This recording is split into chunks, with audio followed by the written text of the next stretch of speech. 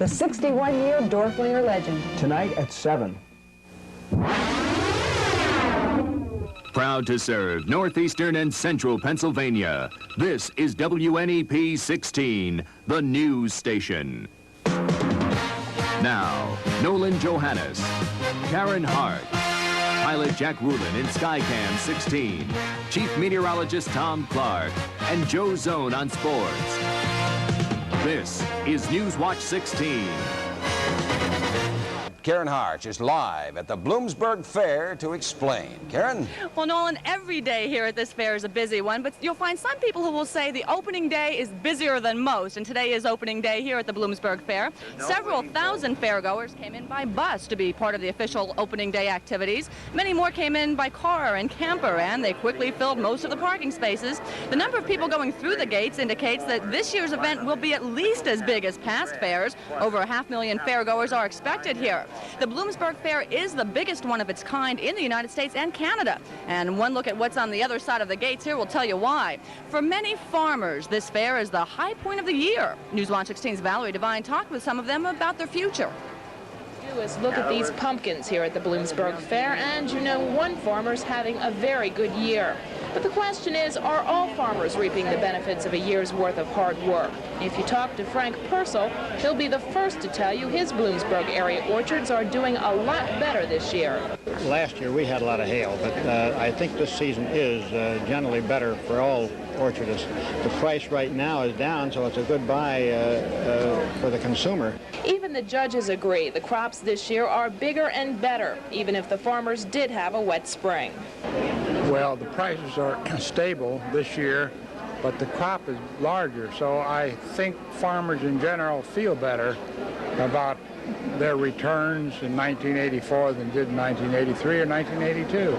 One industry that's not doing quite as well this year is the dairy industry. The federal government says there's a dairy surplus, so they're trying to cut back on production. But some say that's hurting farmers. Well, it's a lot tighter this year for the simple reason of the government deductions. It's really putting a squeeze on the farmer, especially those that have to buy all their grain and feed to feed the cattle.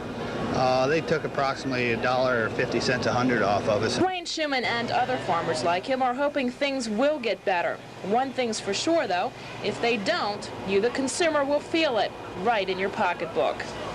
Valerie Devine, Newswatch 16 at the Bloomsburg Fair. Newswatch 16 continues with the latest winners in the Newswatch 16 news game. Plus, the man with all the answers about the weather, Tom Clark. Yeah, you. Oh, right. Yeah, right. Hi. Hi. Summer refuses to go away, Nolan. Amen. I Hey, love it. I'll have those details when we come back.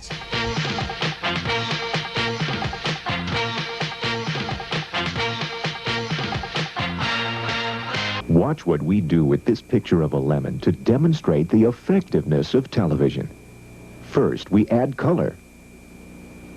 Then sound and motion. And finally, emotion.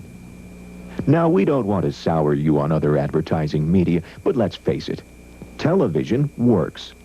Call us and discover just how effectively television could work for you. You know the old saying, the check is in the mail? Well, here's good news for close to 300 teachers in northeastern and central Pennsylvania. The Newswatch 16 news game is in the mail. Week 3 should reach you in a day or two. At the same time, we want you to join us in honoring these high school scorers from Week 2. Teacher Dan DeStasio's World Culture class at the John S. Fine High School in Nanticoke. Newswatch 16's Mark Davis stopped by there today to congratulate these 11th graders for their high scores, and we'll be mailing them special certificates of merit very soon. By the way, teachers, it's not too late to sign up. You just have to call us or write us here so that you too can be part of the news game. Well, let's go out to Tom right now, shall we? Because he's outside the backyard to tell us all about the weather facts and figures. Tom? Okay, Nolan, thank you very much. Just looking in the rain gauge here, getting rid of some of the cobwebs. Just a trace of rain fell last night, not even so much to measure. So, and it's cloudy outside now. I see a few breaks overhead, and the temperature is on the mild side, to say the least. Take a look at it now. It's up to 77. The humidity makes it feel a bit close at 70%. We have a wind from the west at 7, and the barometer now is falling from 30.11 inches. Range in temperature today, 79 degrees and 69. That low last night felt like summer. Records, 88 and 30, which is the coldest temperature on record here at the National Weather Service at the airport, and that's for the month of September, so 30 is plenty cold. A shot there live showing the Bloomsburg Fair in action tonight. No rain around the area now, but, you know, speaking of cold temperatures, it was on this date that the coldest temperature for the whole U.S. for the month of September was set out in Yellowstone Park, Wyoming. Thermometer read 9 below zero. Now, speaking of cold weather, take a look at these clouds, still snowing beneath these clouds, and as of noon today in Sheridan, Wyoming, 15 inches of snow on the ground, and it was still coming down. Record low temperatures as well. Last week in Billings, Montana, it was 90. This morning, it was 22. So it's just an incredible surge of cold air. This is a strong front in here, as much as a 40-degree difference in temperature either side of it. Readings near 90 ahead of it, 40s behind it. That front will move through our area late in the day on Wednesday and bring with it a slightly cooler air for later in the week. Way out in the mid-Atlantic is tropical storm Hortense with winds of 45. Now here's my forecast for tonight.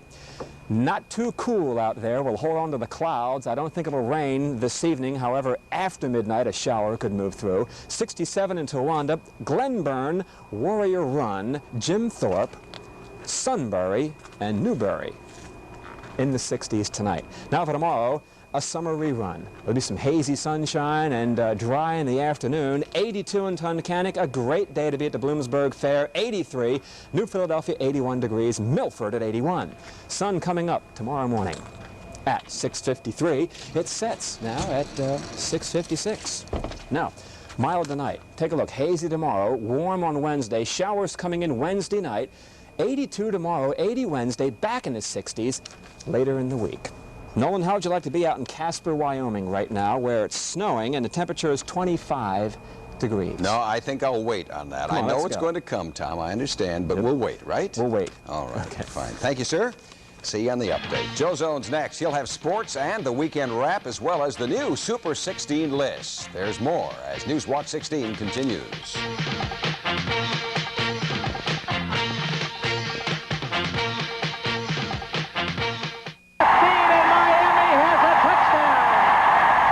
Hello, I'm Jimmy Cephalo of the Miami Dolphins.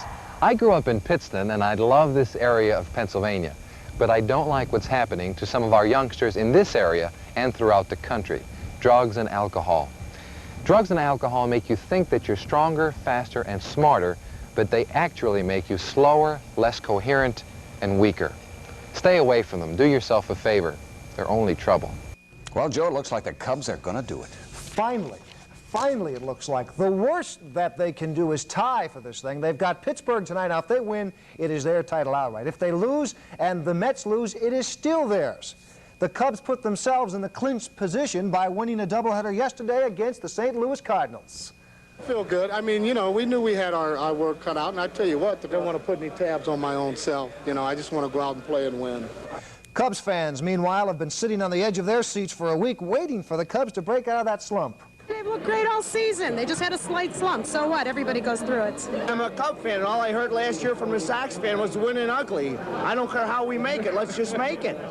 Cub officials are still getting mail for playoff and World Series tickets. They decided to conduct a lottery. Problem is they've got about 1 million more requests than they do seats. And who can wonder about all this excitement, right? It's been 40 years since the Cubs have been to postseason play. The Kiss Watch could be all over tonight. The Mets lead the Phillies by 5 games with just 6 to play. If the Mets win tonight, I am going to Shea Stadium to kiss the ground. Mets manager Davey Johnson walks on. Lots of football in the weekend wrap. Penn State's Nittany Lions went to 3-0. The 56-18 looked like a William & Mary no-show. The record looked good, but oh, forlorn, they haven't played the likes of the Longhorns. As for the once highly touted Pitt, nothing but boos and howls. They're 0-3 after a 13-12 loss to the Temple Owls. In the NFL, the Eagles looking anything but fine. They lost their third of the year. San Fran beat them 21-9. The Giants bounce back. Their fans are feeling gay. They're on top of the division, 17-14 over Tampa Bay. And the Redskins are back in the picture again. They beat the New England Patriots 26-10. The Steelers on paper look good enough to beat the Browns, but Cleveland got its first win 20-10. Pittsburgh went down. The Dolphins clubbed the Colts. They gave their defense no rest, a 44-7 win, and if they're not the best, God didn't make little green apples, and there's no team in Indianapolis. The New Jersey Jets are suddenly 3-1, 28-26 over Buffalo. The Bills 0-4 are done. Walter Payton set another record, but there's nothing the Bears could do. Seattle won easily, 38-9. That's Walter who? Monday nighter tonight, San Diego and the L.A. Raiders take a nap. Start at 6:30, because this could be all night, folks, the way these teams throw the football. A couple of casualties this week in the Super 16. That paves the way for a couple of new teams to come in. Our new team at 16 is Catasauqua. They're 3-0. They replaced Wyalusing, which lost its second game of the year. Number 15, Lehighton. The Indians are 4-0. Our 14th-ranked team is Pottsville, the Crimson Tide, 3-1. At 13, Bloomsburg. The Panthers won again. They're 3-1. The GAR Grenadiers at 3-1, ranked 12th. Our 11th-ranked team is South Williamsport. They're 4-0. Wyoming Valley West drops from 5th to 10th after losing to 9th ranked. 9th ranked is Nanacoke. The Trojans are 4-0. Montoursville, number 8.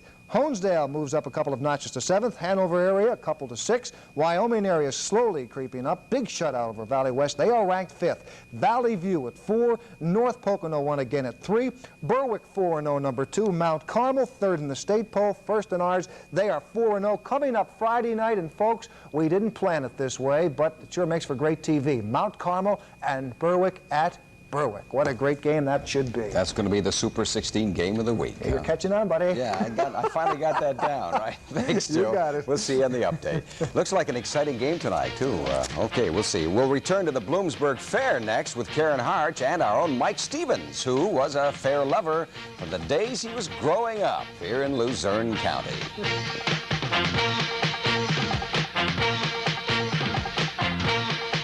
And as cold weather approaches, corky cells are formed at the base of the leaf stem.